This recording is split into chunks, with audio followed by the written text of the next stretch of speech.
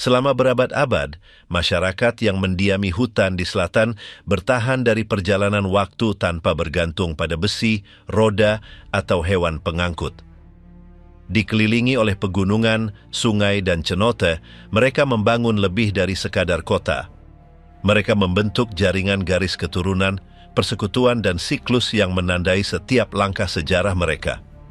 Dari kuil-kuil di Peten hingga lembah-lembah tengah, keseimbangan dipertahankan di tengah-tengah perang, kekeringan, migrasi, dan perjanjian yang terlupakan. Di antara nama-nama yang melintasi generasi, ada kota-kota yang menonjol karena perlawanan, arsitektur, dan kalender mereka. Sementara beberapa runtuh yang lain menjalin persekutuan, memacu panen, dan memperpanjang tatanan yang tampaknya ditakdirkan untuk menghilang. Tidak ada yang terjadi secara kebetulan. Apa yang dimulai sebagai perjuangan lokal akhirnya mengungkapkan struktur yang lebih kompleks dan gigih dari yang diperkirakan siapapun. Karena jika ada sesuatu yang mendefinisikan suku Maya, itu bukanlah penghilangan mereka, melainkan semua yang terjadi setelahnya. Bagaimana kerajaan yang menolak untuk menghilang itu muncul dan bertahan. Benih kekaisaran, geografi, dan kelangsungan hidup di dunia Maya kuno. Wilayah tempat lahir peradaban Maya menempati ruang yang luas di tenggara Mesoamerika. Zona ini mencakup Guatemala Utara, seluruh Belize, bagian selatan Meksiko, termasuk negara bagian Chiapas, Tabasco, Campeche, Yucatan, dan Quintana Roo, serta sebagian dari Honduras dan El Salvador. Medan menunjukkan variasi baik dalam ketinggian maupun karakteristik fisik, yang berkontribusi pada perkembangan yang tidak merata dari masyarakat yang bermukim di sana. Suku Maya makmur di lingkungan di mana iklim tropis, hujan musiman, dan vegetasi lebat merupakan elemen konstan dari lanskap. Kondisi lingkungan membatasi perluasan pertanian yang memotivasi organisasi kerja yang sangat terstruktur dan perencanaan tanaman yang cermat. Keanekaragaman Medan memaksa masyarakat untuk beradaptasi dengan ruang yang sangat berbeda, mulai dari dataran tinggi dengan dataran tinggi dan lembah subur, hingga dataran pantai dengan tanah yang lebih miskin, tetapi dengan akses ke jaringan air alami. Rute sungai berfungsi sebagai saluran komunikasi dan pertukaran, membantu mengintegrasikan wilayah yang jauh dan mempromosikan budaya bersama, meskipun ada jarak. Wilayah Maya dibagi berdasarkan fitur alamnya menjadi 3 area utama. Yang pertama meliputi dataran tinggi selatan, dengan pegunungan, lembah intervensi, dan gunung berapi. Tanah ini terletak di Guatemala, Honduras Barat, dan bagian timur Chiapas. Di sini tanahnya lebih subur karena asal-usul vulkaniknya. Wilayah yang kedua sesuai dengan dataran rendah selatan, yang meliputi hutan Peten, Belize, dan sektor Tabasco dan Campeche. Area ini ditutupi oleh vegetasi lebat, sungai yang melimpah, dan iklim yang sangat lembab. Zona yang ketiga mencakup dataran rendah utara, yaitu Semenanjung Yucatan. Yang terakhir ini memiliki ketinggian yang lebih rendah, medan yang lebih kering, dan tidak memiliki sungai permukaan, meskipun memiliki formasi bawah tanah yang disebut cenote, yang sangat penting untuk kelangsungan hidup. Peradaban Maya berasal dari ketiga wilayah ini, beradaptasi dengan kondisi unik masing-masing. Di dataran tinggi selatan, keberadaan batu vulkanik memfasilitasi pengukiran perkakas dan pembangunan struktur. Di dataran rendah selatan, kelimpahan air mendukung pertanian berkelanjutan dan memungkinkan pertumbuhan permukiman yang luas. Di Yucatan, kelangkaan sumber air yang terlihat menyebabkan penggunaan cenote secara intensif dan pengembangan sistem penampungan air hujan. Setiap zona menawarkan keuntungan dan kesulitan yang berbeda, yang secara langsung memengaruhi jenis masyarakat yang terbentuk.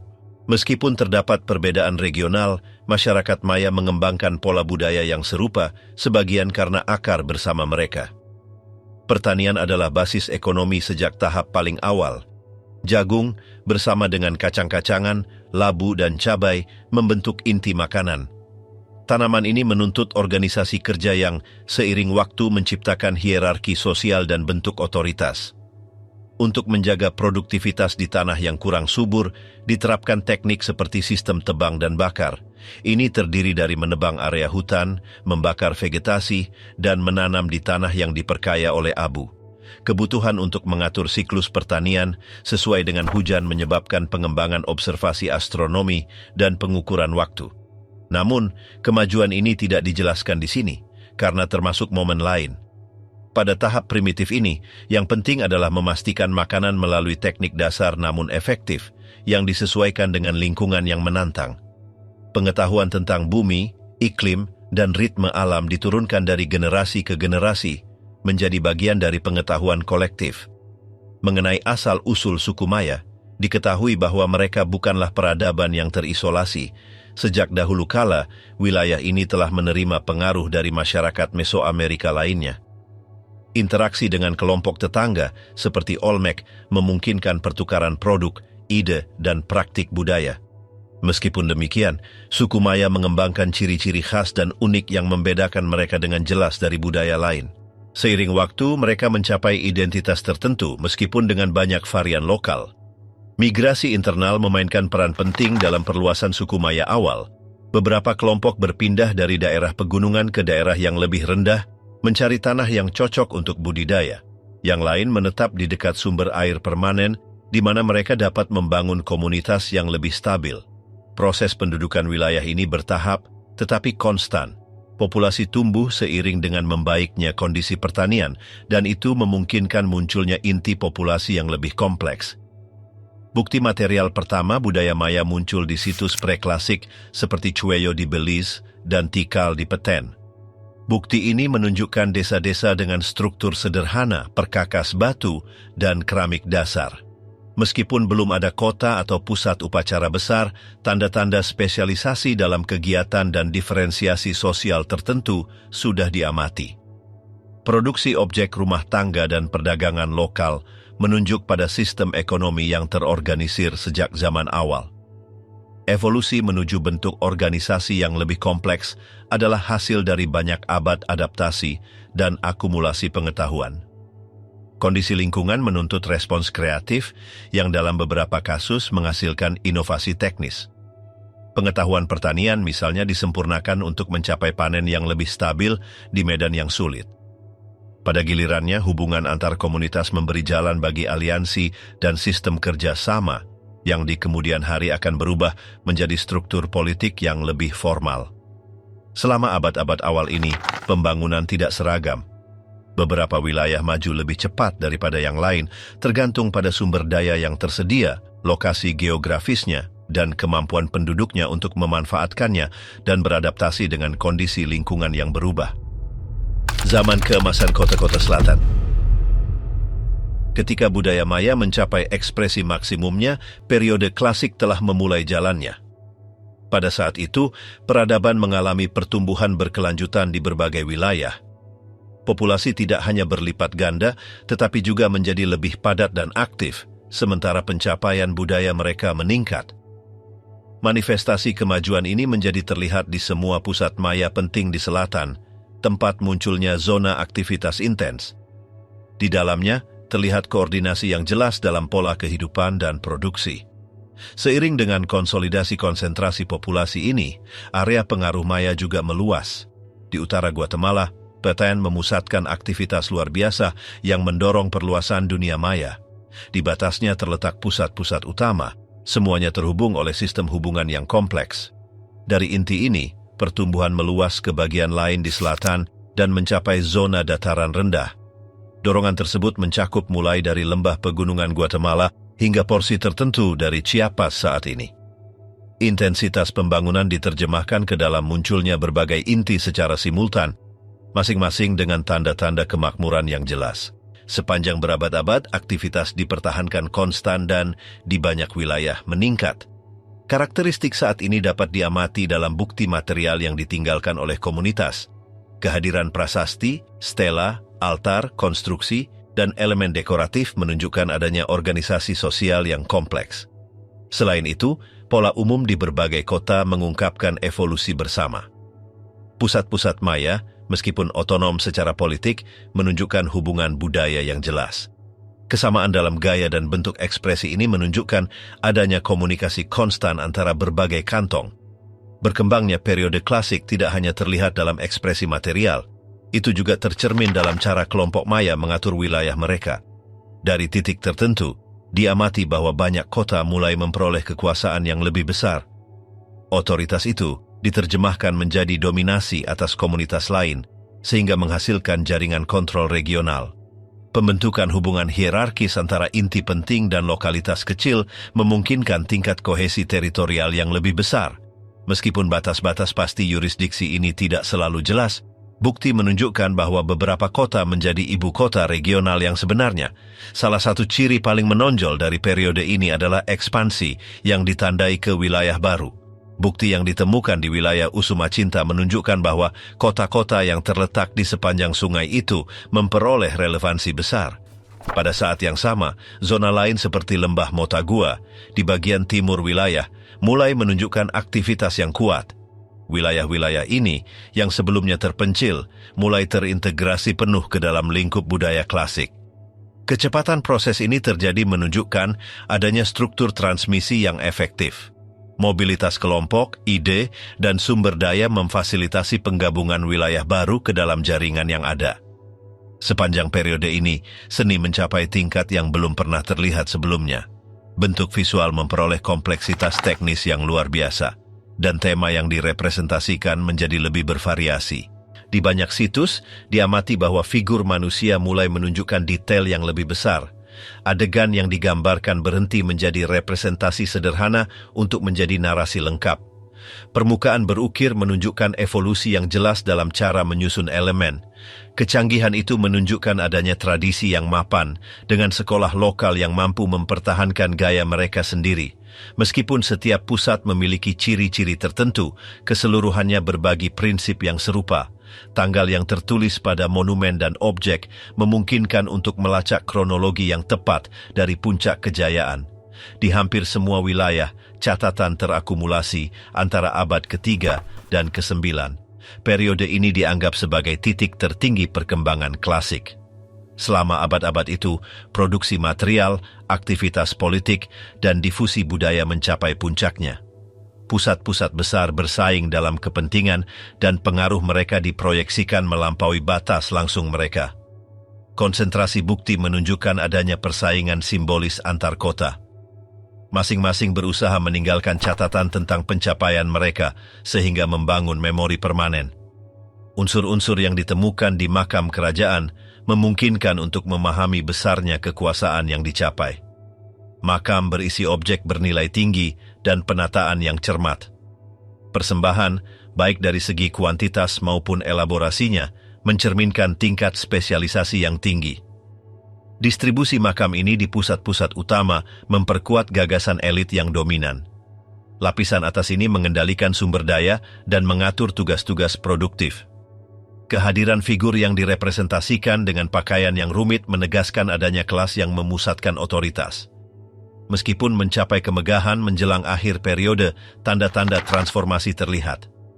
Di beberapa wilayah, prasasti berhenti secara tiba-tiba. Di tempat lain, frekuensi catatan menurun secara signifikan. Pembangunan gedung baru berkurang dan ruang-ruang tertentu ditinggalkan secara bertahap. Bukti-bukti ini menunjukkan bahwa beberapa pusat mulai mengalami penurunan dinamismenya. Ini belum merupakan keruntuhan umum, tetapi merupakan perubahan dalam kondisi yang telah menopang kejayaan. Alasan pasti untuk proses ini tidak diungkapkan dalam dokumen, tetapi dokumentasi yang tersedia menunjukkan adanya perubahan dalam keseimbangan sebelumnya. Munculnya konflik internal juga disiratkan di situs-situs tertentu. Representasi bentrokan menjadi lebih umum dan beberapa monumen menyinggung kemenangan atas kota-kota tetangga. Situasi ini dapat menimbulkan ketegangan di antara kelompok-kelompok penguasa. Kebutuhan untuk mengendalikan wilayah yang lebih luas akan membutuhkan sumber daya tambahan. Pada saat yang sama, tuntutan elit yang meningkat mungkin telah membebani sistem. Penurunan pekerjaan monumental dan penyederhanaan gaya adalah indikasi lain dari reorganisasi internal. Alih-alih proyek besar, beberapa kota memilih struktur yang lebih sederhana. Penutupan periode ini tidak seragam. Beberapa wilayah mempertahankan vitalitasnya lebih lama, sementara yang lain mengurangi aktivitasnya lebih awal. Pola yang tidak merata ini menunjukkan bahwa prosesnya kompleks dan multi-aspek. Meskipun demikian, jejak yang ditinggalkan oleh periode klasik bertahan dalam waktu. Bentuk yang ditetapkan selama tahap ini terus memengaruhi ekspresi selanjutnya. Meskipun zona-zona tertentu menjadi sunyi, yang lain mewarisi dan mengadaptasi pencapaian masa lalu. Apa yang dicapai selama abad-abad itu meletakkan dasar yang memungkinkan kesinambungan budaya di tengah perubahan yang akan datang. Dari laut invasi Spanyol dan benteng terakhir Maya. Ketika orang Spanyol pertama kali tiba di daerah yang dihuni oleh suku Maya, mereka menemukan wilayah yang sulit dijangkau, terdiri dari hutan lebat, infrastruktur jalan yang langka, dan kerajaan-kerajaan yang terus-menerus bersaing. Tanah tersebut tidak menawarkan emas dan perak yang memotivasi kampanye lain, yang menunda dimulainya upaya militer berkelanjutan selama bertahun-tahun. Namun, upaya dimulai di semenanjung Yucatan. Sejak awal abad ke-16, berbagai ekspedisi tiba dari Kuba dan pulau-pulau Karibia lainnya menjelajahi pantai timur. Serangan yang dipimpin oleh Hernández de Córdoba pada tahun 1518 menandai kontak terdokumentasi pertama. Kelompoknya melakukan perjalanan melalui berbagai permukiman pesisir dan diserang lebih dari satu kali. Kerugian memaksa mereka mundur, tetapi informasi yang diperoleh mendorong serangan baru. Tak lama kemudian, Juan de Grijalva mengorganisir ekspedisi lain yang maju sedikit lebih jauh, juga dengan hasil yang beragam. Akhirnya, Hernán Cortés menggunakan apa yang telah dipelajari oleh para pendahulunya dan mendarat di zona yang sama, meskipun dengan tujuan yang lebih luas yang mencakup tanah di luar lingkup Maya.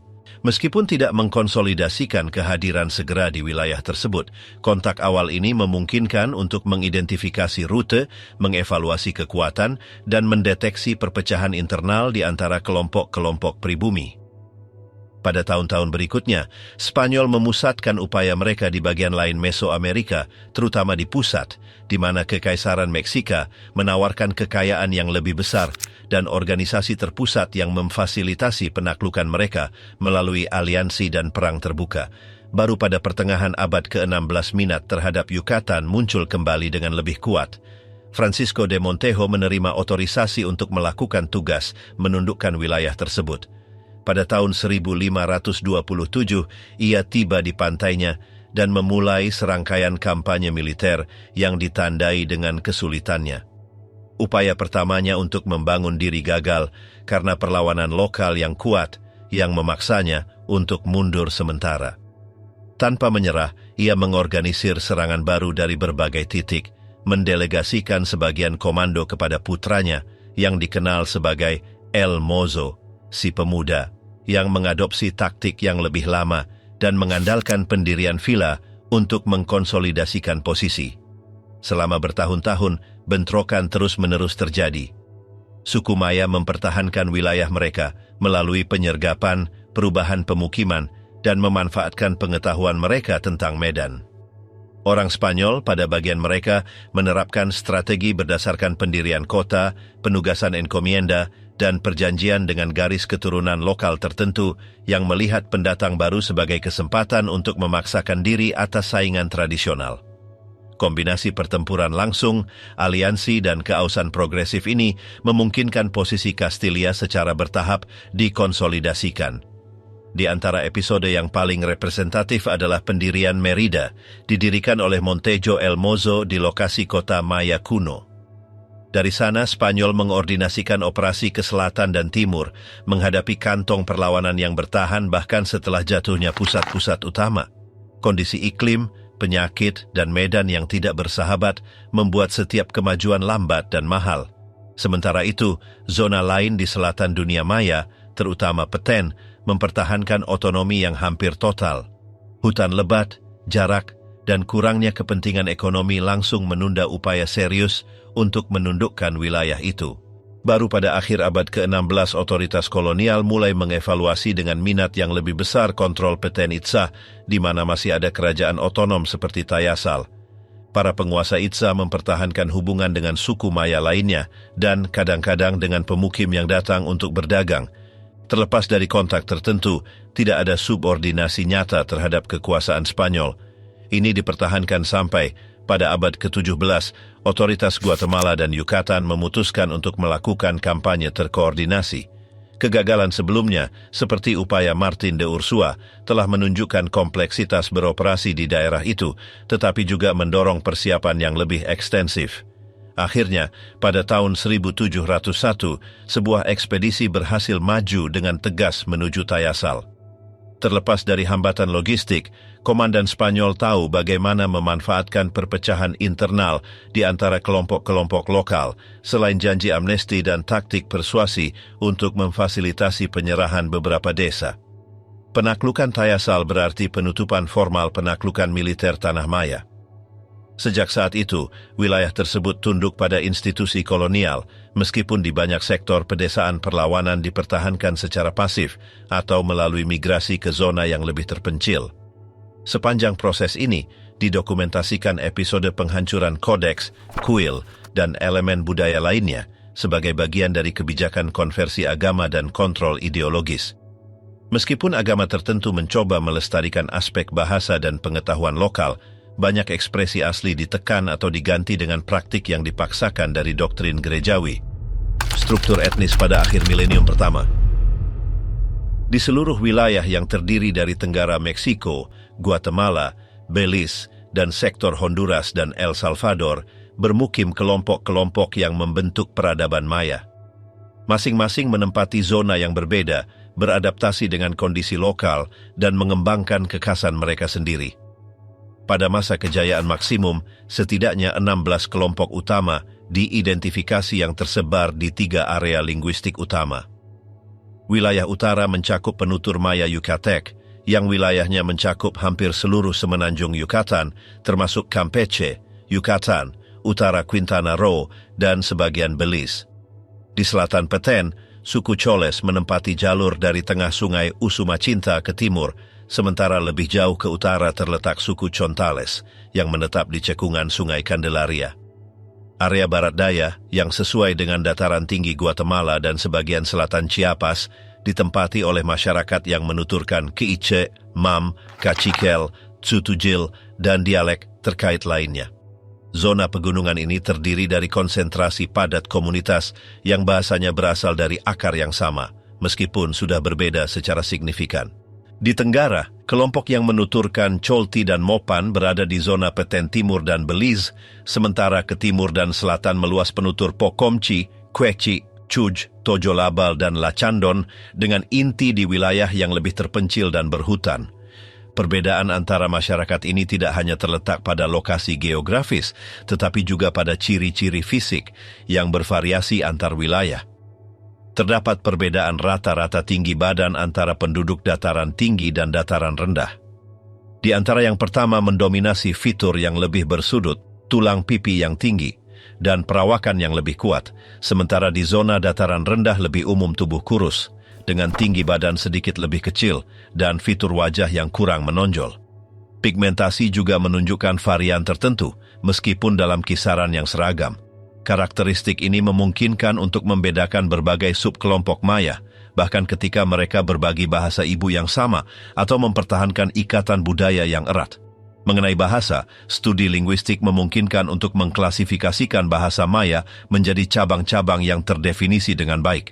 Semuanya berasal dari bahasa Proto-Maya, yang keberadaannya berawal dari beberapa abad sebelum periode klasik. Dari akar umum ini muncul beragam keluarga linguistik yang berevolusi secara independen seiring dengan terisolasinya populasi atau bermigrasi ke wilayah baru. Salah satu pembagian utama ditetapkan antara dialek kelompok barat yang meliputi Chol, Chontal, Chuj, dan Tojolabal, dan kelompok timur di mana terdapat K'iche', Pocomchi, Quechí, dan Mopan. Yucatec, meskipun terkait dengan bahasa Maya lainnya, dianggap sebagai cabang yang terpisah. Isolasi geografisnya di utara semenanjung dan evolusi independen yang dialaminya berkontribusi pada pengembangan karakteristiknya sendiri dalam fonetik, tata bahasa, dan kosakata. Pada gilirannya, dalam Yucatec terdapat variasi dialek minor, hasil dari perbedaan regional antara populasi Campeche, Yucatan, dan Quintana Roo. Variasi ini tidak menghalangi saling pengertian di antara penutur, tetapi mencerminkan proses diferensiasi internal dari waktu ke waktu. Jumlah penutur setiap bahasa sangat bervariasi. Diperkirakan K'iche' bahasa yang paling banyak digunakan di dataran tinggi, memiliki lebih dari 500 juta orang. Diikuti oleh Mam dan Quechua dengan beberapa ratus ribu. Tsutujil, Pokomam, dan Chuch mencatat angka yang lebih kecil, meskipun signifikan. Di dataran rendah, Yucatec mengelompokkan sebagian besar penutur, terutama pada abad-abad sebelum penaklukan. Cholti terutama digunakan di area pusat Petén dan Mopan, dituturkan di wilayah Belize, jumlahnya lebih sedikit, tetapi memainkan peran penting dalam transmisi tradisi keagamaan dan catatan hieroglif. Tingkat evolusi linguistik yang dicapai oleh suku Maya memungkinkan ekspresi konsep abstrak, struktur kompleks, dan gagasan waktu dan ruang dengan tingkat presisi yang tinggi. Bahasa Maya memiliki sistem verbal canggih yang memungkinkan untuk menandai nuansa tindakan, aspek, dan cara. Infleksi verbal adalah salah satu fitur yang paling berkembang, dan bentuk nominal mencakup mekanisme untuk menunjukkan bilangan, kepemilikan, dan hubungan sintaksis. Meskipun masyarakat Maya berbagi dasar linguistik tertentu, perbedaan antara bahasa mereka menyulitkan komunikasi langsung antara kelompok yang jauh. Dalam banyak kasus, perlu menggunakan penerjemah atau mediator, terutama ketika menyangkut kontak antara masyarakat dari berbagai wilayah. Kontak komersial, aliansi politik, atau konflik militer menciptakan situasi di mana saling pengertian sangat penting yang mendorong munculnya bahasa Franca atau penggunaan luas dialek tertentu yang lebih dikenal. Dalam beberapa periode, bahasa tertentu memperoleh posisi prestis atau dominasi budaya yang mengubahnya menjadi alat administrasi dan komunikasi antara masyarakat yang berbicara bahasa berbeda. Cholti, misalnya, diadopsi sebagai bahasa penggunaan ritual dan administratif oleh kelompok-kelompok tertentu di Petén selama fase akhir periode klasik. Fenomena ini tidak menyiratkan hilangnya dialek lain, tetapi hierarki linguistik berdasarkan faktor sosial dan politik. Studi modern tentang klasifikasi bahasa-bahasa ini didasarkan pada analisis fonologis, perbandingan kosakata dasar, struktur tata bahasa, dan tradisi lisan. Berkat kriteria ini, dimungkinkan untuk merekonstruksi sebagian evolusi Proto-Maya, mengidentifikasi momen utama divergensi, dan menetapkan peta linguistik yang mencerminkan secara lebih akurat distribusi historis bahasa. Rekonstruksi ini juga memungkinkan untuk melacak hubungan antara kelompok manusia, memahami pergerakan mereka, dan mendeteksi zona dengan permanensi budaya terbesar. Fakta bahwa banyak bahasa Maya telah dipertahankan hingga saat ini menawarkan dasar yang kuat untuk penelitian dan perbandingan dengan teks-teks kuno, meskipun terjadi fragmentasi yang disebabkan oleh penaklukan dan kolonisasi. Ketahanan bahasa Maya selama berabad-abad dimungkinkan berkat transmisi lisan di dalam komunitas, penggunaan sehari-hari dalam konteks keluarga, dan perlawanan terhadap pemaksaan bahasa eksternal. Di banyak wilayah, bahasa Maya terus menjadi sarana komunikasi utama, bahkan ketika struktur politik dan keagamaan tradisional menghilang. Kontinuitas linguistik ini tidak hanya menunjukkan vitalitas bahasa, tetapi juga pentingnya bagi identitas kolektif masyarakat yang menuturkannya. Meskipun ada tekanan eksternal, banyak kelompok mempertahankan cara berbicara dan pola budaya terkait mereka, melestarikan warisan milenial yang tetap hidup di era modern. Dokumentasi kolonial awal menawarkan data berharga tentang situasi linguistik pada masa pasca penaklukan, termasuk kosakata, tata bahasa, dan teks yang diterjemahkan oleh misionaris. Meskipun sumber-sumber ini dipengaruhi oleh kepentingan penginjilan, mereka memberikan visi yang relatif akurat tentang keadaan bahasa Maya pada abad ke-16. Berkat mereka, dimungkinkan untuk mengidentifikasi perubahan yang telah terjadi sejak periode klasik, membandingkan bentuk yang dicatat dengan yang saat ini, dan mengamati evolusi istilah, ekspresi, atau konstruksi tata bahasa tertentu. Bahasa Maya, dalam semua variannya merupakan elemen kunci untuk memahami sejarah, hubungan antar masyarakat, dan kesinambungan tradisi.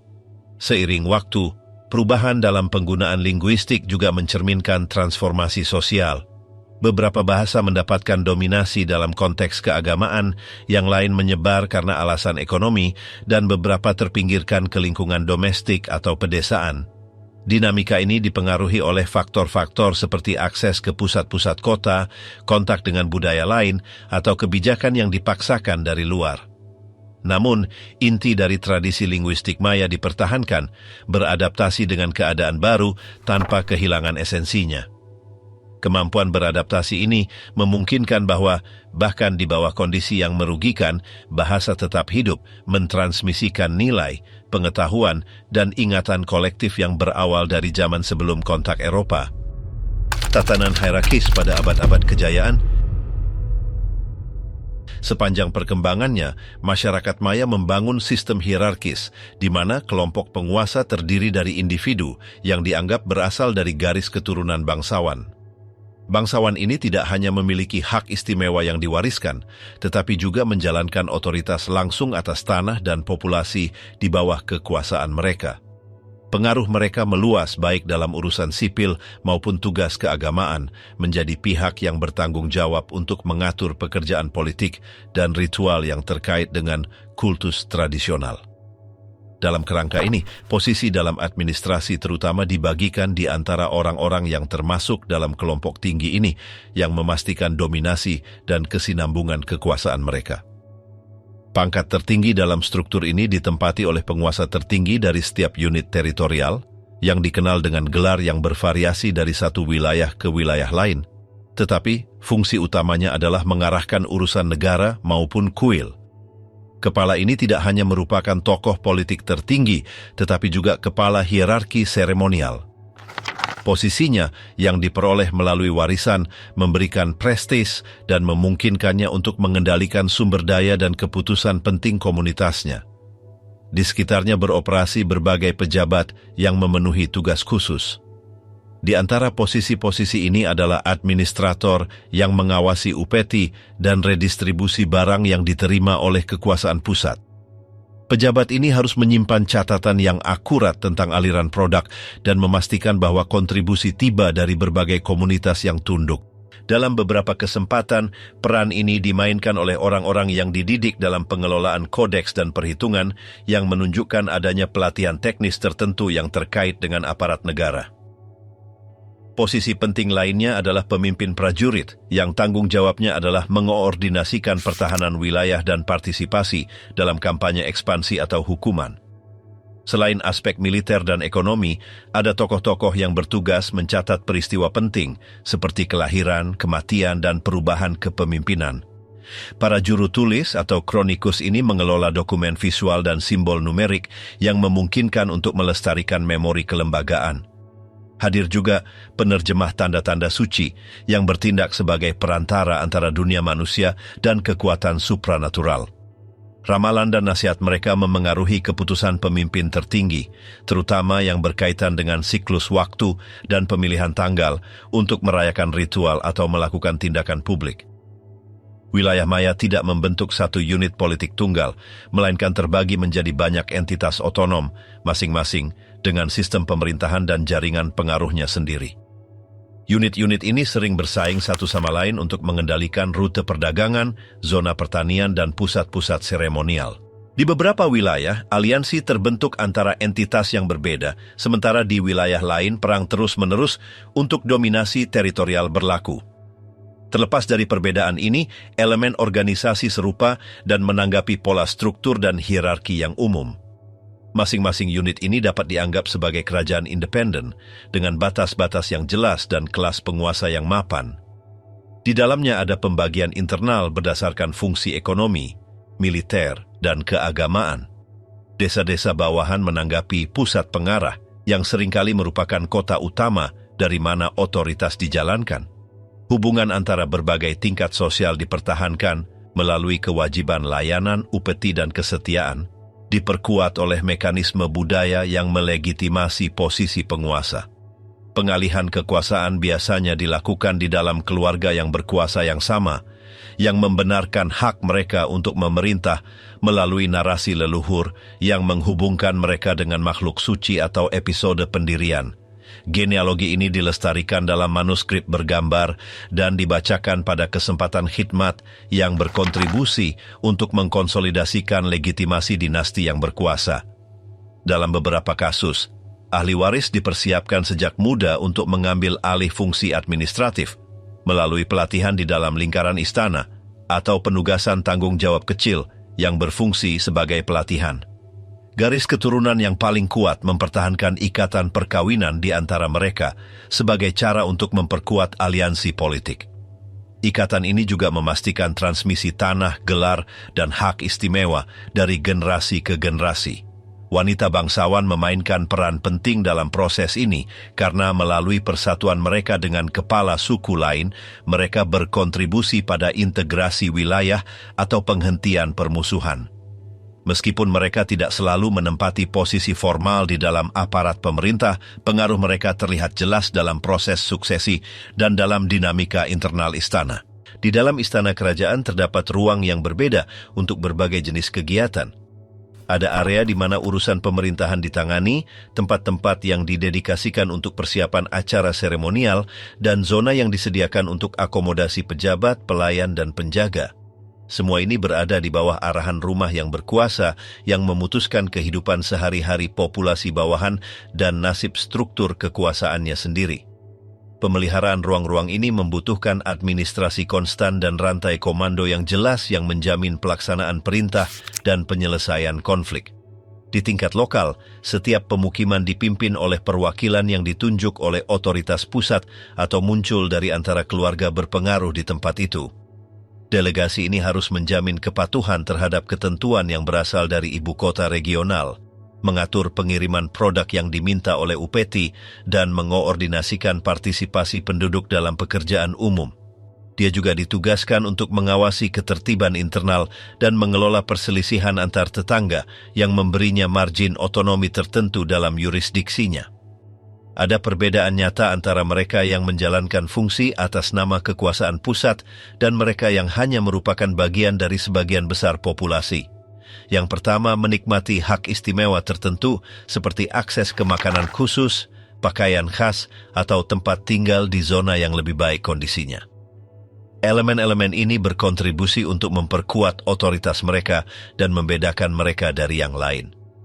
Namun posisi mereka sangat tergantung pada dukungan yang mereka terima dari tingkat yang lebih tinggi dan pada kemampuan mereka untuk memenuhi harapan yang ditempatkan pada mereka. Di beberapa zona, pejabat lokal juga bertindak sebagai penanggung jawab urusan keagamaan kecil, memimpin persembahan dan upacara kecil. Dualitas fungsi ini memberi mereka peran sentral dalam artikulasi komunitas, menjadi penghubung antara kehidupan sehari-hari dan seremonial.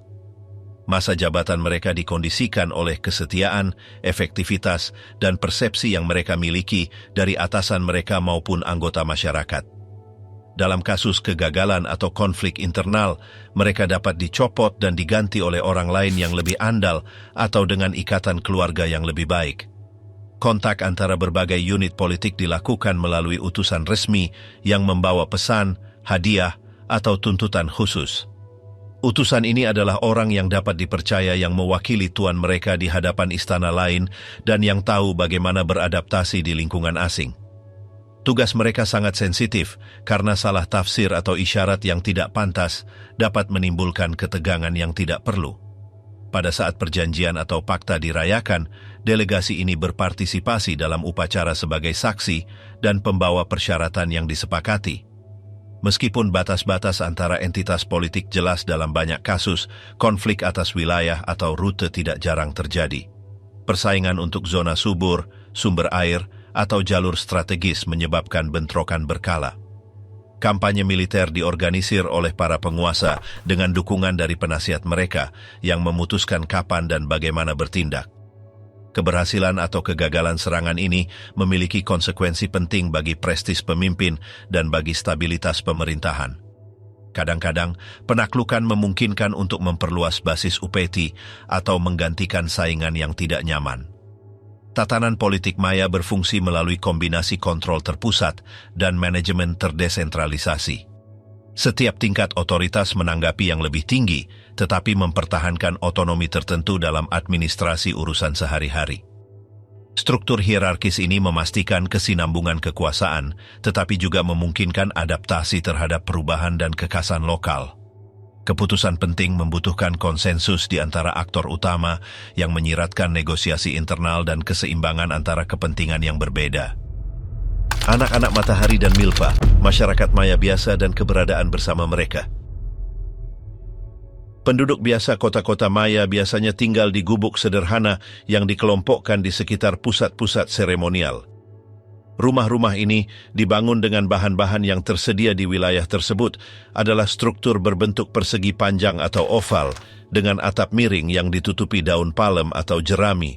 Dindingnya didirikan dengan alang-alang atau balok kayu vertikal yang dijalin dengan rotan, kemudian ditutupi dengan lumpur. Kebanyakan hanya memiliki satu kamar tanpa pembagian internal dan memiliki satu akses. Tidak biasa bagi mereka untuk memiliki jendela. Lantainya langsung di atas tanah, dihaluskan dan kadang-kadang dikeraskan dengan kapur. Di bagian dalam, yang paling menonjol adalah platform batu atau tanah liat tempat diletakkan bejana dan benda-benda lain untuk penggunaan sehari-hari. Di sepanjang dinding dapat diamati tikar yang digulung dan perkakas yang digantung. Perabotan terbatas pada bangku rendah dan tempat tidur gantung katun yang digantung untuk tidur. Di beberapa rumah juga ada tungku yang dibentuk oleh 3 batu besar tempat makanan dimasak. Pakaian orang bervariasi sesuai dengan iklim dan kesempatan.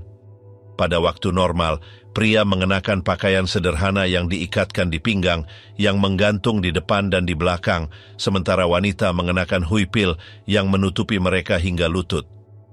Kedua pakaian itu terbuat dari katun yang ditenun di rumah. Untuk hari-hari istimewa, baik pria maupun wanita mengenakan pakaian yang lebih rumit, dibordir dan dihiasi dengan pewarna nabati. Warnanya cenderung cerah. Mereka melengkapi penampilan mereka dengan ornamen dari cangkang, tulang, bulu, atau batu yang dipoles. Di kepala, beberapa mengenakan sapu tangan atau ikat kepala. Para wanita mengumpulkan rambut mereka menjadi kepang atau sanggul tinggi. Tubuh adalah objek perawatan estetika. Beberapa mengikir gigi mereka untuk memberikannya bentuk runcing, dan yang lain menanamkannya dengan giok atau pirit. Itu umum untuk melukis wajah atau tubuh dengan pigmen kemerahan atau kehitaman.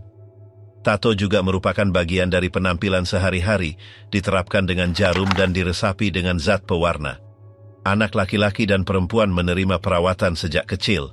Adalah kebiasaan untuk membalut kepala mereka dengan papan untuk memberikannya bentuk pipih yang dianggap ideal. Mereka sering telanjang selama tahun-tahun pertama mereka. Seiring bertambahnya usia, mereka diajari tugas-tugas rumah tangga atau lapangan sesuai dengan jenis kelamin.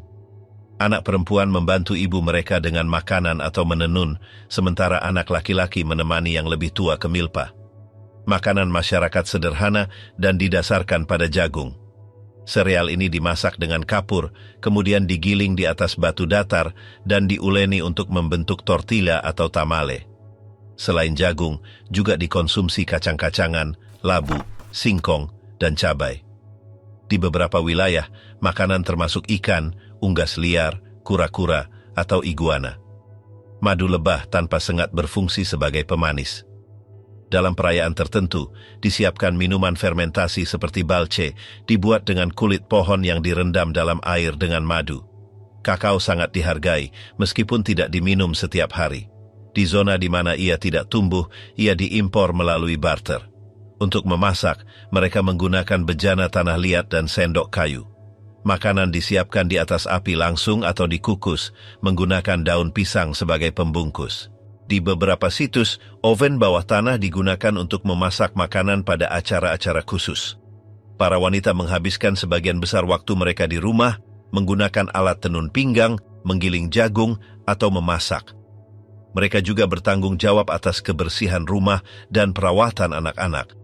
Hari-hari dimulai saat fajar dan mengikuti ritme yang ditandai dengan persiapan makanan, menenun, dan pekerjaan rumah tangga yang khas. Pria sebaliknya bekerja di lapangan. Setiap keluarga memiliki sebidang tanah yang mereka bersihkan dan tanam dengan jagung, labu, dan tanaman bermanfaat lainnya. Mereka menggunakan alat-alat dasar seperti tongkat yang diasah, kapak batu, dan pisau obsidian. Tugas ini diulang setiap tahun, dan ketika tanah habis, area lain di dekatnya dicari. Selain bercocok tanam, pria juga berburu hewan hutan. Mereka menggunakan perangkap, jaring, dan panah. Di sungai dan laguna, mereka memancing menggunakan kail yang terbuat dari duri, tombak, atau jaring yang ditenun. Produk perburuan dan penangkapan ikan melengkapi makanan meskipun ketersediaannya tergantung pada musim. Tugas penting lainnya adalah mengumpulkan buah-buahan liar, akar, dan madu. Wanita dan anak-anak biasanya berkolaborasi dalam kegiatan ini. Di waktu luang, orang-orang dihibur dengan permainan dan tarian. Salah satu hiburan favorit adalah permainan bola, meskipun mereka tidak selalu berpartisipasi secara langsung. Mereka sering terbatas pada mengamati pertemuan di halaman yang disediakan. Juga diselenggarakan balapan, gulat, atau tantangan kekuatan. Anak-anak bermain dengan patung-patung tanah liat, gasing, peluit, atau busur miniatur. Di malam hari, mereka berkumpul di sekitar api untuk berbicara atau mendengarkan cerita. Kisah-kisah itu diturunkan dari generasi ke generasi melalui kata-kata yang diucapkan. Para tetua memainkan peran penting sebagai penyampai memori kolektif. Kebersihan pribadi adalah kebiasaan sehari-hari. Orang-orang mandi di sungai, kolam, atau mata air dan menggunakan sabun nabati. Mereka juga membersihkan diri dengan abu atau lumpur. Beberapa membawa labu kecil berisi air atau instrumen untuk menggaruk diri. Panasnya iklim dan aktivitas lapangan membuat mandi menjadi kebutuhan yang konstan. Mereka merawat rambut, kuku, dan kulit mereka dengan cermat. Jatuh sakit adalah alasan untuk khawatir. Penyakit diobati dengan tanaman, mandi air panas, atau pijatan.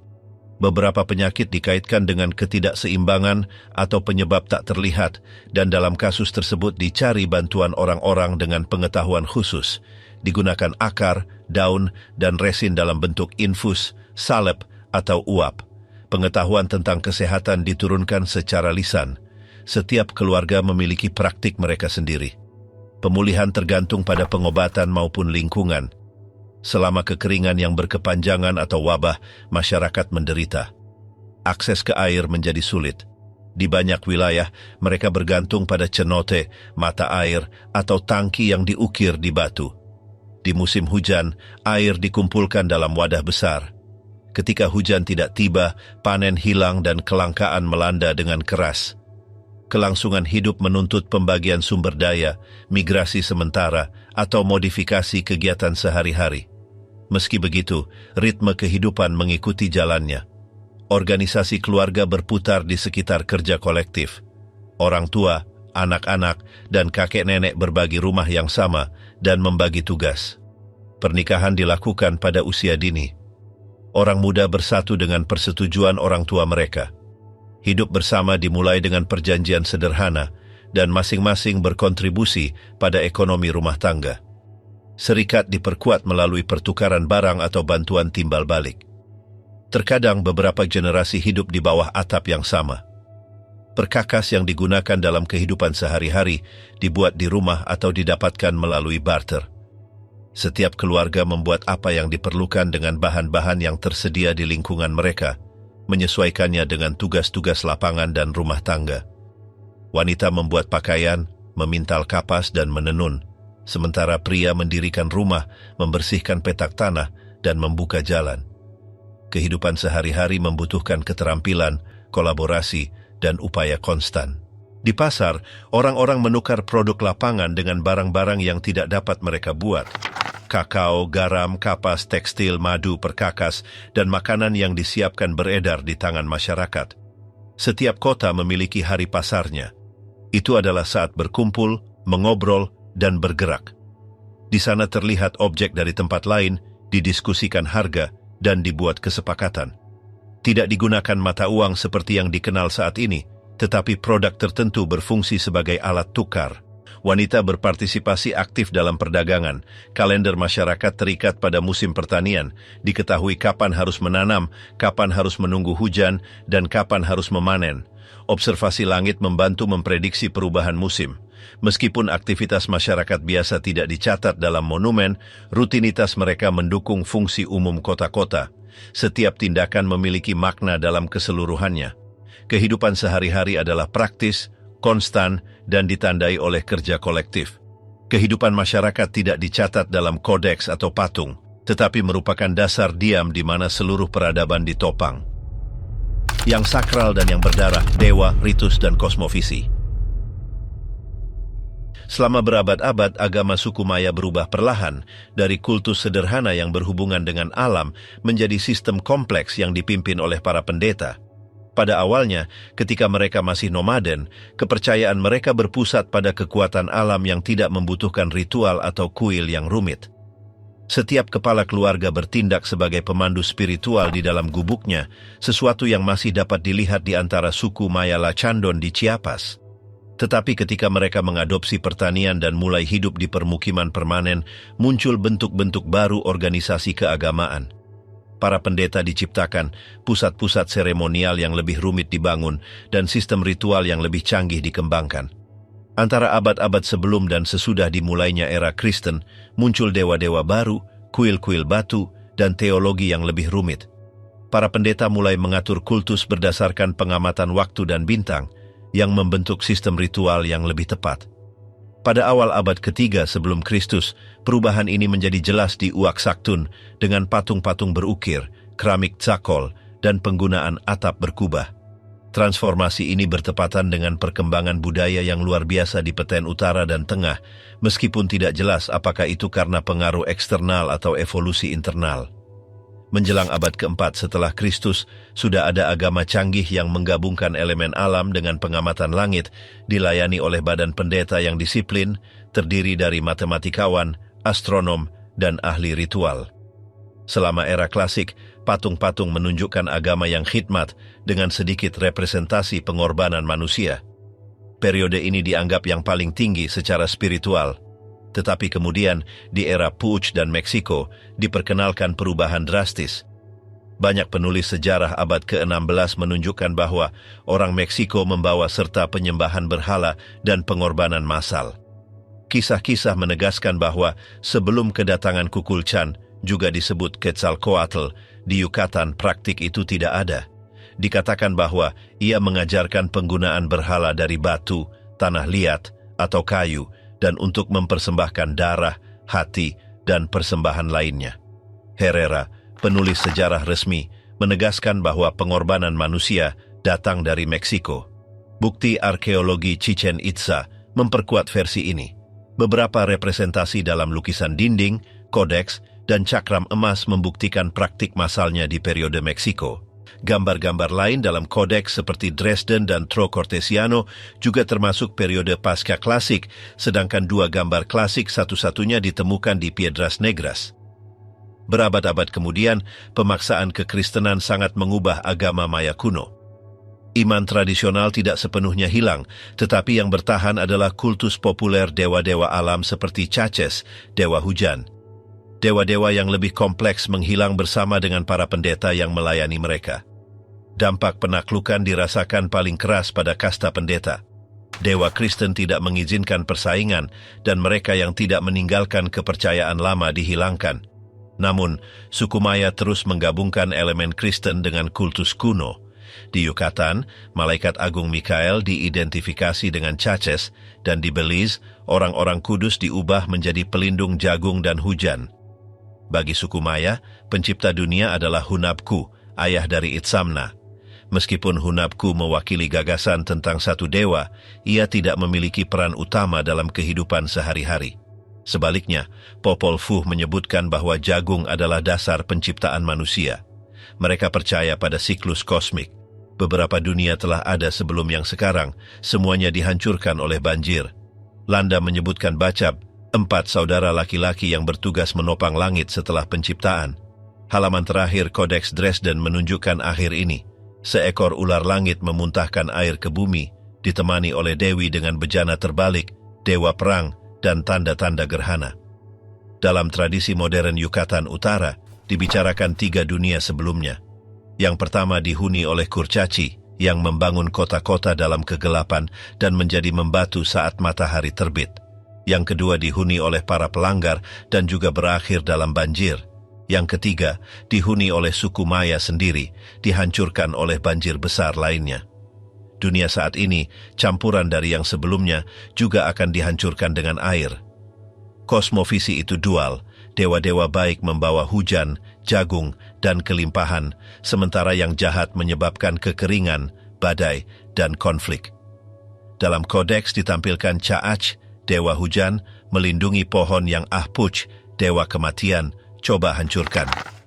Mereka memahami alam semesta sebagai 13 langit yang tumpang tindih, masing-masing dengan dewanya, yang disebut Oxlahuntiku, dan 9 tingkat yang lebih rendah dengan dewa-dewa yang disebut Bolontiku. Yang terdalam adalah Mitnal, diperintah oleh Ahpuch. Tujuan utama agama adalah untuk mendapatkan kesehatan, makanan, dan kesejahteraan.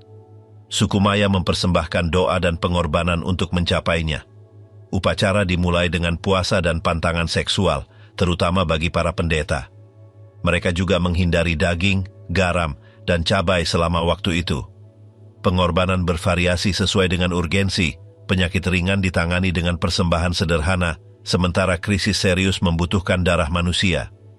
Satu praktik umum adalah pengorbanan diri. Bagian tubuh dikuras darahnya, telinga, pipi, lidah, atau bahkan penis. Darah ini digunakan untuk mengurapi berhala. Wanita tidak menguras darah tetapi mempersembahkan darah hewan. Penggunaan dupa juga biasa dalam semua upacara. Kopalku, resin dari pohon dengan nama yang sama, adalah yang paling berharga. Ia dipres menjadi tablet yang dihias dan dibakar dalam bejana berbentuk dewa. Jika tidak ada hewan yang tersedia, mereka membuat model hati dari kopal. Di salah satu ini ditemukan replika hati manusia dari tumbuhan. Beberapa komunitas, seperti Lacandones, masih membakar kopal di kuil-kuil kuno seperti Yaxchilan atau Tulum. Bentuk ritual lain adalah tarian. Ada banyak varian, selalu dikaitkan dengan upacara tertentu. Pria dan wanita biasanya menari secara terpisah. Dalam tarian perang yang disebut Holchan Okot, ratusan pria menari dengan bendera mengikuti irama perang. Dalam tarian lain, yang disebut Kolomche, satu peserta melemparkan tongkat yang ditangkap oleh yang lain dengan sangat terampil menggunakan tongkat pendek. Pesta menarik ribuan orang dari tempat yang jauh. Suku Maya percaya bahwa jiwa itu abadi dan bahwa ada kehidupan setelah kematian. Menurut Landa, beberapa pergi ke surga yang penuh dengan makanan dan keteduhan di bawah pohon suci Yakche, sementara yang lain turun ke Mitnal, di mana kelaparan, dingin, dan rasa sakit terus-menerus. Mereka yang bunuh diri disambut oleh Ixtab, Dewi Tiang Gantungan, yang membimbing mereka ke surga. Prajurit yang gugur, wanita yang meninggal saat melahirkan, dan pendeta juga mencapai tujuan itu. Baik surga maupun neraka tidak memiliki akhir, karena jiwa tidak dapat mati. Basa Batu, tulisan angka dan astronomi. Meskipun telah ditemukan sisa-sisa yang sangat kuno dengan tanda-tanda yang mirip dengan karakter Maya di berbagai zona di area tersebut, tulisan Maya muncul sepenuhnya berkembang dalam stela dan monumen periode klasik. Di blok-blok batu ini, tanda-tanda berukir mengikuti pola yang kompleks dan terorganisir yang mencampur elemen fonetik dengan ideogram. Glyph, demikian tanda-tanda ini dikenal, digunakan secara sistematis untuk mencatat nama, tanggal, dan peristiwa sejarah. Distribusi spasial tanda-tanda di dalam teks mengikuti aturan tertentu, dalam kolom ganda yang dibaca dari kiri ke kanan dan dari atas ke bawah, yang menunjukkan konvensi yang ditetapkan. Setiap glyph dapat mewakili suara, kata lengkap, atau ide. Beberapa tanda murni fonetik, sementara yang lain berfungsi sebagai logogram. Ini memungkinkan banyak kombinasi dan cara untuk menulis nama atau frasa yang sama. Juru tulis Maya menggunakan sistem ini dalam prasasti di atas batu, keramik, cangkang, atau kodeks dari kertas amate yang dilapisi dengan kapur. Meskipun sebagian besar kodeks ini dihancurkan, beberapa selamat dan menunjukkan penggunaan berkelanjutan dari sistem penulisan. Sistem ini mencakup lebih dari 800 tanda yang berbeda, meskipun tidak semuanya digunakan pada saat yang sama atau di semua wilayah. Beberapa varian lokal berbagi tanda-tanda umum, tetapi mengembangkan gaya grafis tertentu. Pengetahuan tentang tulisan terkonsentrasi pada elit khusus, mungkin terkait dengan kasta pendeta. Prasasti mengungkapkan kekhawatiran untuk mencatat silsilah, suksesi penguasa, dan fakta militer. Adegan yang digambarkan sering disertai dengan teks yang menawarkan detail yang tepat, seperti tanggal yang tepat dan nama orang atau tempat. Kalender adalah alat fundamental dalam organisasi waktu dan kehidupan seremonial. Suku Maya menggunakan beberapa sistem secara simultan. Salah satunya adalah kalender ritual 260 hari, dibentuk oleh kombinasi 20 tanda harian dengan 13 angka. Setiap hari memiliki nama unik dalam siklus yang berulang terus-menerus. Kalender ini memiliki fungsi ramalan dan ritual, dan mengatur banyak kegiatan yang berkaitan dengan agama dan pertanda. Pada saat yang sama, digunakan kalender matahari 365 hari, dibagi menjadi 18 bulan 20 hari, dan periode tambahan 5 hari yang dianggap tidak menguntungkan. Hari-hari ini tidak memiliki nama khusus dan diperlakukan dengan hati-hati. Kedua kalender digabungkan dalam siklus yang lebih besar dari 52 tahun yang dikenal sebagai roda kalender. Di akhir setiap siklus, upacara khusus dilakukan untuk memastikan kelangsungan waktu dan menghindari bencana. Selain dua sistem ini, suku Maya menggunakan hitungan panjang untuk memberi tanggal peristiwa sejarah. Sistem ini berangkat dari tanggal dasar mitos dan menambahkan hari berturut-turut melalui unit yang meningkat yang disebut kin, uinal, tun, katun, dan baktun. Prasasti dengan tanggal dalam hitungan panjang memungkinkan untuk menempatkan peristiwa secara kronologis dengan presisi tinggi. Banyak stela menunjukkan tanggal-tanggal ini di awal teks, diikuti oleh deskripsi fakta yang terjadi. Penguasaan kalender membutuhkan pengetahuan matematika tingkat lanjut. Suku Maya menggunakan sistem vigesimal dengan tanda-tanda spesifik untuk angka, 1 titik mewakili unit, 1 batang bernilai 5, dan 1 simbol khusus menunjukkan 0. Notasi ini memungkinkan untuk merepresentasikan jumlah besar dengan relatif mudah. Berkat sistem ini, mereka dapat menghitung siklus astronomi dengan akurasi yang luar biasa. Pengamatan langit menempati tempat sentral dalam kehidupan intelektual. Para astronom Maya mengikuti pergerakan matahari, bulan, Venus, dan benda langit lainnya. Data yang dikumpulkan berfungsi untuk memprediksi gerhana, menentukan tanggal pertanian, dan menetapkan perayaan. Venus memiliki peran yang menonjol, dan siklus sinodenya diukur dengan presisi tinggi. Beberapa kodeks berisi tabel yang mencatat pergerakan ini dan menghubungkannya dengan pertanda atau peristiwa ritual. Bangunan yang didedikasikan untuk observasi astronomi dibangun dengan orientasi spesifik. Beberapa struktur sejajar dengan titik balik matahari atau equinox. Bukaan dan koridor kuil tertentu memungkinkan pengamatan terbit dan terbenamnya matahari pada tanggal yang ditentukan. Keselarasan ini tidak disengaja, tetapi merupakan bagian dari pengetahuan sistematis. Kota-kota direncanakan dengan mempertimbangkan faktor-faktor ini yang menunjukkan integrasi antara astronomi, arsitektur, dan ritual. Pengetahuan astronomi tidak terpisah dari sistem keagamaan. Fenomena langit ditafsirkan sebagai tanda ilahi. Muncul atau menghilangnya benda langit tertentu menandai saat-saat yang menguntungkan atau berbahaya. Tabel astronomi dalam kodeks menunjukkan perhitungan terperinci dan skema berulang yang memungkinkan untuk memperkirakan berbagai peristiwa sebelumnya. Pekerjaan para astronom membutuhkan pengamatan konstan dan pengelolaan kalender yang tepat. Angka yang digunakan untuk mencatat tanggal astronomi dapat mencapai beberapa ribu. Terlepas dari kompleksitasnya, para juru tulis berhasil mencetak informasi dengan jelas. Kodeks mengungkapkan penggunaan skema grafis untuk menunjukkan interval antar fenomena. Juga digunakan seri numerik untuk memproyeksikan posisi Venus atau bulan di masa depan. Kombinasi teks, angka, dan gambar membuat informasi dapat diakses oleh mereka yang sudah mengetahui. Di antara kodeks yang dilestarikan, beberapa menonjol karena konten astronominya. Karya-karya ini menunjukkan prediksi gerhana, fase bulan, dan pergerakan planet. Setiap bagian disertai dengan ilustrasi dan catatan singkat. Dalam beberapa kasus, hari-hari kalender ritual dikaitkan dengan makna spesifik yang memungkinkan untuk memberikan nilai simbolis pada peristiwa langit. Prediksi tidak hanya bersifat teknis, tetapi juga bagian dari tradisi interpretatif. Penggunaan 0 dalam sistem numerik adalah pencapaian yang signifikan. Tanda ini memfasilitasi perhitungan dan representasi tanggal yang jauh.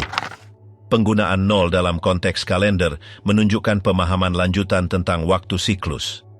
Kehadiran konsep ini dalam prasasti kuno menunjukkan bahwa penemuannya tidak terlambat atau terisolasi. Nol memiliki bentuk yang khas dan muncul dalam posisi kunci tanggal. Kalender tidak hanya mengatur kehidupan sehari-hari, tetapi berfungsi sebagai kerangka kerja untuk sejarah dan agama. Setiap peristiwa diberi tanggal dengan tepat dan dimasukkan ke dalam siklus yang lebih luas. Perspektif siklus waktu ini memengaruhi interpretasi masa lalu dan perencanaan masa depan. Para penguasa berkonsultasi dengan para ahli sebelum membuat keputusan penting. Kampanye militer, upacara, dan perubahan kekuasaan disinkronkan dengan kalender. Sistem penulisan, matematika, dan astronomi saling terkait erat. Ketiga bidang saling melengkapi dan berfungsi sebagai instrumen kekuasaan dan legitimasi. Kemampuan untuk membaca tanda-tanda, menghitung siklus, dan memperkirakan bintang diperuntukkan bagi spesialis yang dilatih selama bertahun-tahun.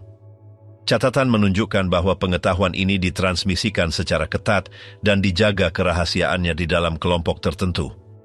Meskipun banyak kodeks dan monumen dihancurkan, apa yang telah bertahan memungkinkan untuk merekonstruksi sebagian besar pengetahuan Maya secara rinci. Stela, prasasti, dan teks yang dilestarikan menunjukkan tradisi intelektual yang kaya dan terstruktur. Warisan tertulis meninggalkan jejak yang terlihat dalam sisa-sisa arkeologi. Melalui mereka, dimungkinkan untuk mengetahui bagaimana mereka menghitung waktu, mencatat sejarah mereka, dan mengamati cakrawala. Dari piramida hingga Sajbe. Warisan arsitektur Maya mulai terbentuk di dataran tinggi Guatemala, tempat munculnya konstruksi seremonial pertama. Selama periode prakalsik, didirikan platform yang terbuat dari tanah dengan struktur sederhana di bagian atasnya. Kemudian, di klasik, platform-platform itu berevolusi menjadi piramida yang dilapisi batu dengan tangga yang menuju ke puncak.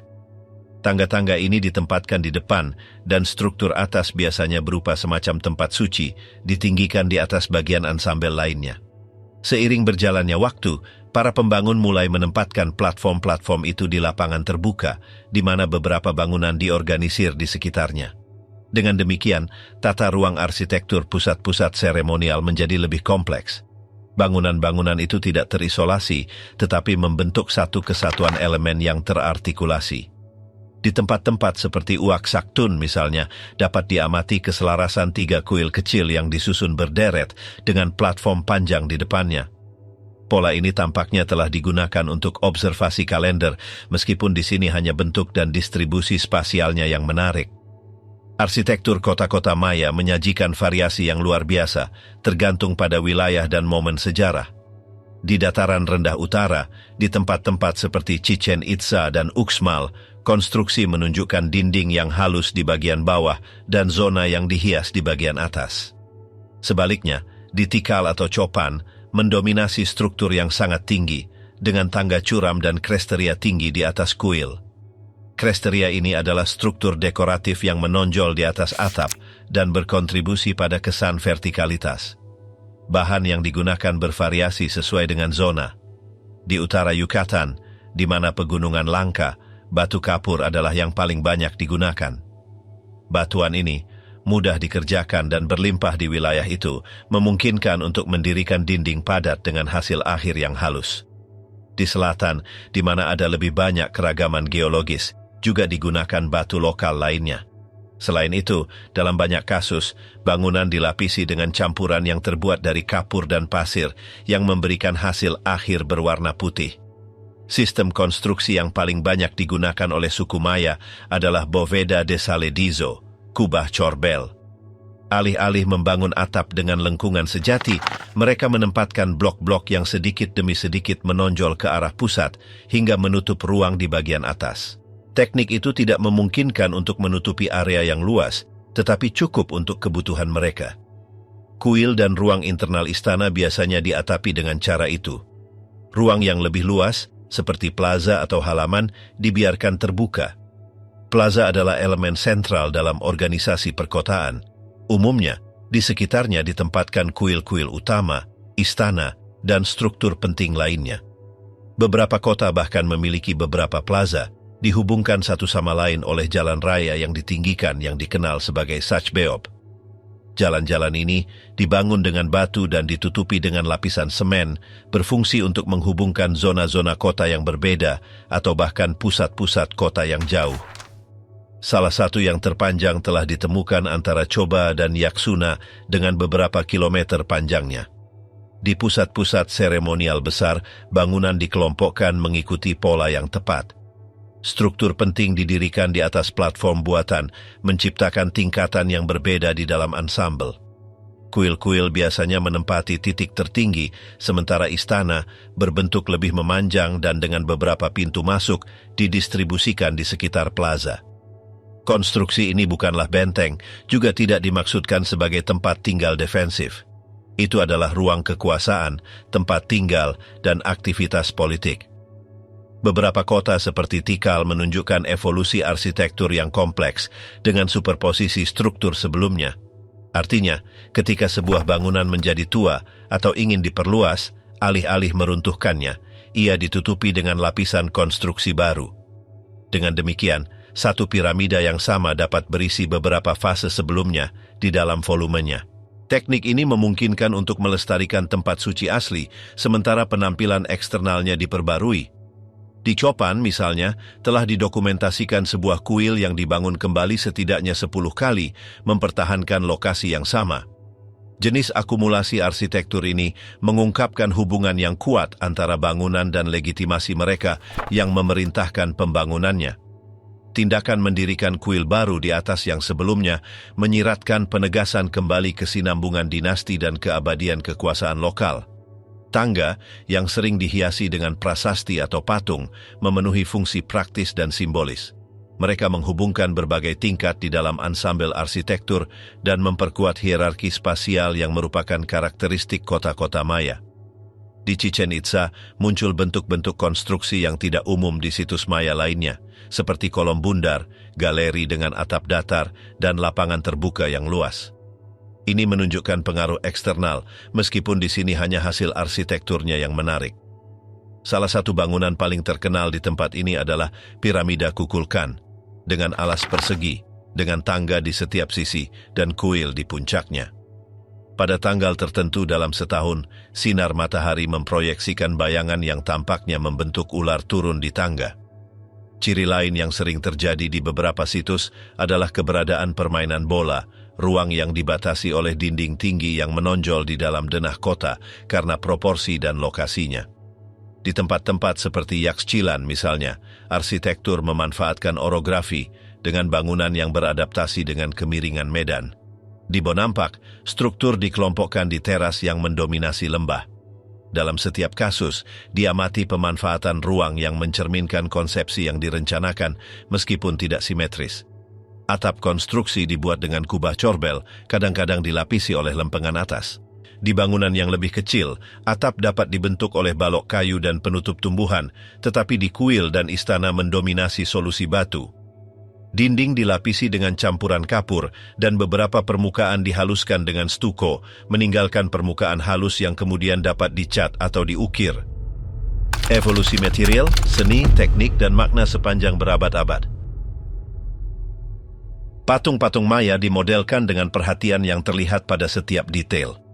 Yang paling umum adalah bekerja langsung di atas batu kapur, meskipun batu keras lainnya juga diukir jika bahannya memungkinkan.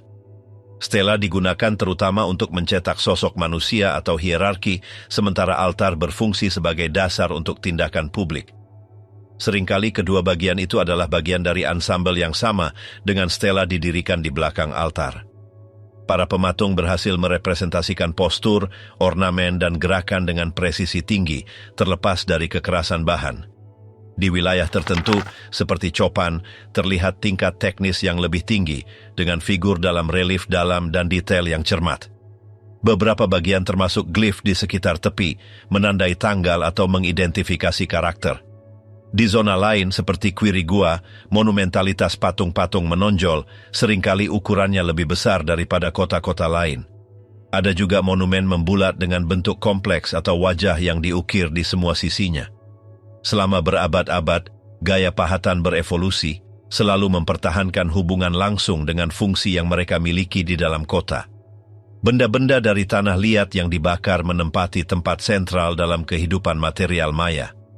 Bejana dari segala jenis dibentuk, mulai dari yang paling sederhana untuk memasak hingga yang dihiasi dengan bentuk dan relief yang kompleks. Beberapa halus dan utilitas dimaksudkan untuk penggunaan sehari-hari, sementara yang lain menampilkan wajah manusia, kaki hewan, atau sosok yang dicat dengan cermat. Warna yang paling sering digunakan adalah merah, hitam, dan krem, diterapkan dengan kuas di atas permukaan sebelum dibakar. Dalam banyak kasus, wadah berfungsi untuk menyimpan makanan atau cairan dan disesuaikan dengan kebutuhan setiap kelompok keluarga. Juga dibuat patung-patung kecil, peluit, ornamen, dan tutup dengan bentuk simbolis. Oven dinyalakan dengan kayu bakar dan mencapai suhu yang cukup untuk mengeraskan potongan-potongan tanpa membuatnya menjadi kaca. Tanah liat dipilih dengan hati-hati, dicampur dengan pasir atau abu untuk meningkatkan ketahanannya. Setiap desa memiliki gaya keramiknya sendiri, dan fragmen yang ditemukan saat ini memungkinkan untuk mengidentifikasi wilayah atau periode. Mengenai tekstil, mereka dibuat terutama dengan serat kapas yang ditanam oleh suku Maya sendiri. Para wanita memintal bahan di rumah mereka menggunakan spindle yang terbuat dari tanah liat yang dibakar atau kayu. Kemudian mereka mencelupkannya dengan zat alami yang diekstrak dari tanaman, biji, atau kulit kayu. Dengan alat tenun pinggang yang diikatkan pada tiang dan tubuh penenun, mereka menghasilkan kain yang tahan lama, dihiasi dengan garis-garis warna atau motif geometris. Pakaian sehari-hari biasanya sederhana, tetapi pada kesempatan tertentu dibuat pakaian yang lebih kompleks, disulam atau dihiasi dengan bulu, cawat, selimut, tunik, atau penutup kepala disesuaikan dengan iklim dan fungsi sosial pemakainya. Teknik pencelupan memungkinkan untuk memvariasikan kombinasi dan beberapa pewarna sangat dihargai karena kelangkaan atau intensitasnya. Meskipun iklim lembab, tekstil yang terawat baik yang ditemukan di makam atau gua mengkonfirmasi penggunaan teknik ini secara luas. Secara paralel, pengerjaan keranjang dilakukan dengan cabang-cabang fleksibel, rotan, dan daun yang dikepang. Para wanita mengumpulkan bahan di sekitar desa dan membasahinya untuk mempermudah penanganannya. Keranjang ditenun secara spiral atau dengan jalinan silang sesuai dengan tujuan penggunaan. Beberapa berfungsi untuk mengangkut tongkol jagung atau buah-buahan, yang lain untuk menyimpan biji-bijian atau perkakas. Juga dibuat tikar untuk tidur, kipas, topi, dan tas dengan serat halus. Meskipun sebagian besar adalah produk rumah tangga, ada objek yang lebih rumit yang digunakan dalam acara-acara penting. Teknik bervariasi antar komunitas, tetapi berbagi logika pemanfaatan sumber daya alam yang sama. Pengeringan di bawah sinar matahari dan perawatan terhadap kelembaban memperpanjang masa pakai setiap bagian. Giok adalah salah satu bahan yang paling didambakan, hampir selalu disediakan untuk figur terkemuka. Batu-batu hijau diimpor dari wilayah tertentu, di mana mereka diekstraksi dari urat yang dalam dengan alat-alat dasar. Ukiran membutuhkan keterampilan karena mineralnya sangat keras. Digunakan tali dengan pasir sebagai abrasif, dan pekerjaan itu bisa memakan waktu berhari-hari atau berminggu-minggu. Hasilnya adalah manik-manik, liontin, topeng, atau tatahan yang menyertai penguburan atau upacara. Beberapa bagian berbentuk binatang, yang lain menunjukkan wajah dengan mata berbentuk almond dan mulut terbuka. Mereka juga dihiasi dengan garis-garis halus yang diukir di permukaan. Dalam kasus tertentu, giok dikombinasikan dengan cangkang atau batu yang lebih lunak untuk menciptakan kontras. Warna bervariasi antara hijau muda dan gelap, tergantung pada asal batu. Karena kelangkaannya, benda-benda ini adalah tanda status dan jarang mencapai tangan masyarakat biasa. Batu juga digunakan untuk membuat alat dan perkakas dasar. Dipilih batu yang tahan lama seperti batu api atau obsidian dan dibentuk melalui pukulan yang terkontrol. Dengan itu dibuat pisau, pengikis, mata tombak atau panah, dan juga instrumen untuk mengerjakan kayu. Kapak dipoles hingga mendapatkan bilah lurus yang mampu memotong pohon atau membentuk batang kayu. Inti digunakan kembali untuk menghasilkan bilah baru ketika yang sebelumnya usang. Obsidian dibawa dari wilayah yang jauh, memungkinkan pemotongan halus dan tepat berguna dalam tugas-tugas yang rumit. Batu yang lebih keras dicadangkan untuk tugas-tugas berat, seperti menggali atau membuka jalan. Juga digunakan fragmen kecil untuk mengukir detail pada bahan lain. Setiap objek menanggapi fungsi yang jelas dan desainnya mencerminkan kebutuhan praktis pemakainya. Logam jarang ditemukan, tetapi dikerjakan dengan teknik yang cermat. Emas dan tembaga diperoleh di wilayah eksternal, dilebur dalam cetakan sederhana untuk menghasilkan cincin, cakram, atau ornamen rambut. Juga dipalu lembaran tipis untuk menutupi permukaan atau membentuk figur. Meskipun tidak digunakan untuk tujuan utilitas, benda-benda logam memiliki nilai simbolis dan terkait dengan fungsi sosial tertentu. Perunggu muncul di beberapa wilayah selatan, terutama pada tanggal-tanggal akhir. Suku Maya tidak mengembangkan alat besi, dan teknologi logam mereka tetap terbatas. Namun, potongan-potongan yang ditemukan menunjukkan pengetahuan lanjutan tentang pemodelan dan pemolesan. Mendapatkan logam membutuhkan pertukaran dengan budaya lain yang memberinya nilai tambahan. Begitulah, abad demi abad, dibangun basis material dari peradaban yang tidak pernah berhenti bertransformasi. Selama berabad-abad, suku Maya mendirikan kota, mencatat waktu, mengatur wilayah mereka, dan mempertahankan tatanan yang berubah seiring berjalannya generasi. Tidak ada yang mereka bangun yang abadi, tetapi banyak yang berhasil bertahan. Kuil, kodeks, dan batu tertinggal. Sebaliknya, bahasa yang hidup, kebiasaan, dan cara hidup berlanjut. Menghadapi invasi, tekanan eksternal, dan transformasi internal, warisan Maya mempertahankan jalannya. Peradaban ini tidak didefinisikan oleh satu momen unik, tetapi oleh kemampuannya untuk bertahan seiring waktu.